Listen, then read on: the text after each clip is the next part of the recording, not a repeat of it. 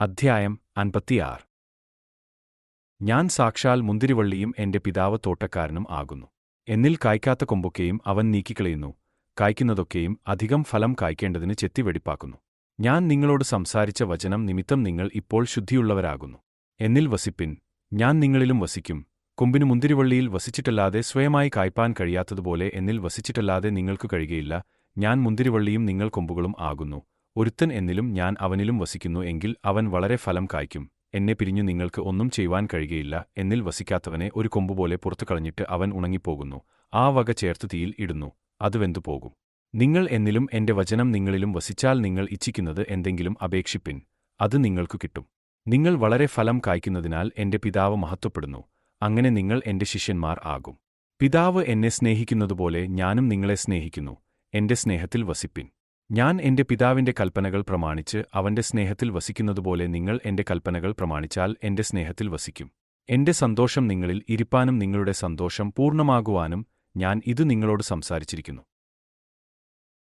ഞാൻ നിങ്ങളെ സ്നേഹിച്ചിരിക്കുന്നതുപോലെ നിങ്ങളും തമ്മിൽ തമ്മിൽ സ്നേഹിക്കേണം എന്നാകുന്നു എന്റെ കൽപ്പന. സ്നേഹിതന്മാർക്കുവേണ്ടി ജീവനെ കൊടുക്കുന്നതിലും അധികമുള്ള സ്നേഹം ആർക്കും ഇല്ല. ഞാൻ നിങ്ങളോട് കൽപ്പിക്കുന്നത് ചെയ്താൽ നിങ്ങൾ എന്റെ സ്നേഹിതന്മാർ തന്നെ. യജമാനൻ ചെയ്യുന്നത് ദാസൻ അറിയായ്കൊണ്ട് ഞാൻ നിങ്ങളെ ദാസന്മാർ എന്ന് ഇനി പറയുന്നില്ല. ഞാൻ എന്റെ പിതാവിനോട് കേട്ടത് എല്ലാം നിങ്ങളോട് അറിയിച്ചതുകൊണ്ട് നിങ്ങളെ സ്നേഹിതന്മാർ എന്നു പറഞ്ഞിരിക്കുന്നു. നിങ്ങൾ എന്നെ തിരഞ്ഞെടുത്തു എന്നല്ല, ഞാൻ നിങ്ങളെ തിരഞ്ഞെടുത്തു. നിങ്ങൾ പോയി ഫലം കായ്ക്കേണ്ടതിനും നിങ്ങളുടെ ഫലം നിലനിൽക്കേണ്ടതിനും നിങ്ങളെ ആക്കിവച്ചുമിരിക്കുന്നു. നിങ്ങൾ എന്റെ നാമത്തിൽ പിതാവിനോട് അപേക്ഷിക്കുന്നതൊക്കെയും അവൻ നിങ്ങൾക്ക് തരുവാനായിട്ടു തന്നെ. നിങ്ങൾ തമ്മിൽ തമ്മിൽ സ്നേഹിക്കേണ്ടതിനു ഞാൻ ഇതു നിങ്ങളോട് കൽപ്പിക്കുന്നു. ലോകം നിങ്ങളെ പകയ്ക്കുന്നു എങ്കിൽ അത് നിങ്ങൾക്കു മുമ്പേ എന്നെ പകച്ചിരിക്കുന്നു എന്ന് അറിവിൻ. നിങ്ങൾ ലോകക്കാർ ആയിരുന്നു എങ്കിൽ ലോകം തനിക്ക് സ്വന്തമായതിനെ സ്നേഹിക്കുമായിരുന്നു.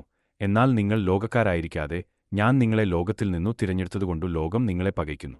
ദാസൻ യജമാനേക്കാൾ വലിയവനല്ല എന്ന് ഞാൻ നിങ്ങളോട് പറഞ്ഞ വാക്ക് ഓർപ്പിൻ. അവർ എന്നെ ഉപദ്രവിച്ചു എങ്കിൽ നിങ്ങളെയും ഉപദ്രവിക്കും. എന്റെ വചനം പ്രമാണിച്ചു എങ്കിൽ നിങ്ങളുടേതും പ്രമാണിക്കും.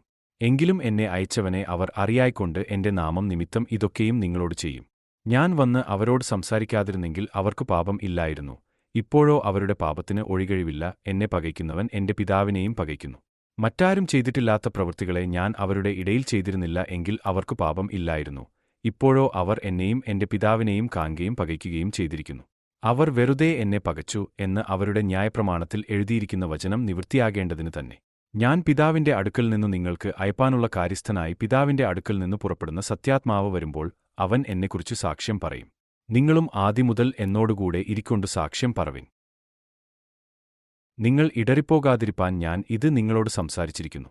അവർ നിങ്ങളെ പള്ളിഭ്രഷ്ടർ ആക്കും. അത്രയുമല്ല, നിങ്ങളെ കൊല്ലുന്നവൻ എല്ലാം ദൈവത്തിന് വഴിപാട് കഴിക്കുന്നു എന്ന് വിചാരിക്കുന്ന നാഴിക വരുന്നു.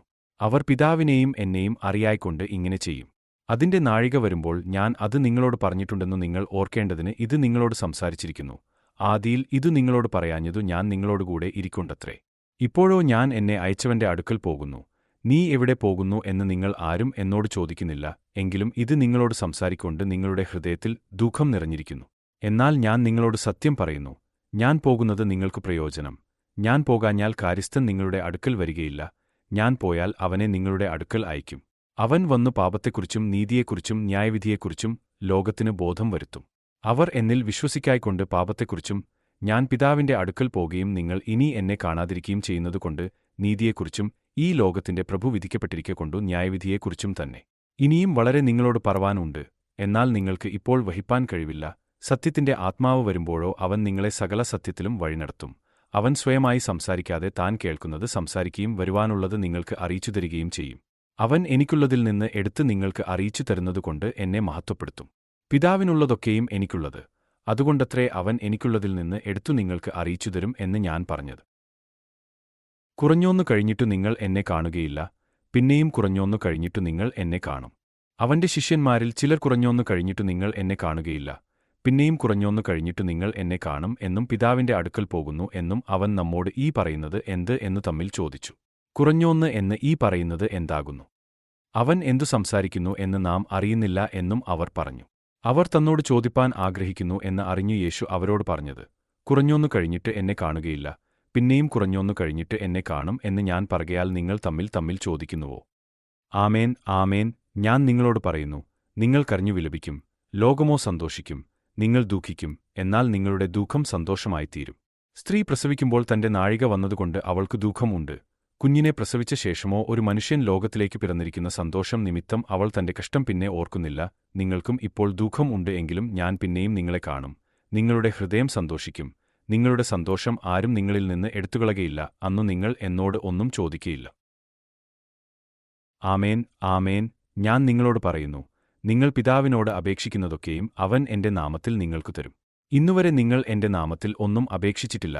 അപേക്ഷിപ്പിൻ, എന്നാൽ നിങ്ങളുടെ സന്തോഷം പൂർണ്ണമാകുംവണ്ണം നിങ്ങൾക്കു ലഭിക്കും. ഇത് ഞാൻ സദൃശമായി നിങ്ങളോട് സംസാരിച്ചിരിക്കുന്നു. എങ്കിലും ഞാൻ ഇനി സദൃശമായി നിങ്ങളോട് സംസാരിക്കാതെ പിതാവിനെ സംബന്ധിച്ചു സ്പഷ്ടമായി നിങ്ങളോട് അറിയിക്കുന്ന നാഴിക വരുന്നു. അന്നു നിങ്ങൾ എന്റെ നാമത്തിൽ അപേക്ഷിക്കും.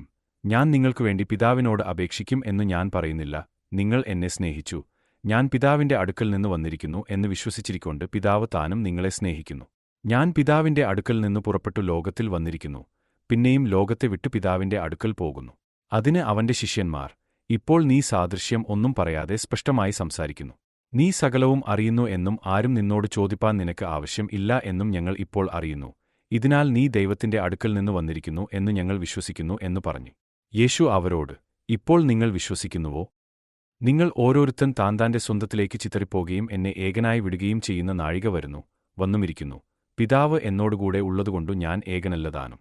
നിങ്ങൾക്ക് എന്നിൽ സമാധാനം ഉണ്ടാകേണ്ടതിന് ഇത് നിങ്ങളോട് സംസാരിച്ചിരിക്കുന്നു. ലോകത്തിൽ നിങ്ങൾക്ക് കഷ്ടമുണ്ട്, എങ്കിലും ധൈര്യപ്പെടുവിൻ, ഞാൻ ലോകത്തെ ജയിച്ചിരിക്കുന്നു എന്ന് പറഞ്ഞു.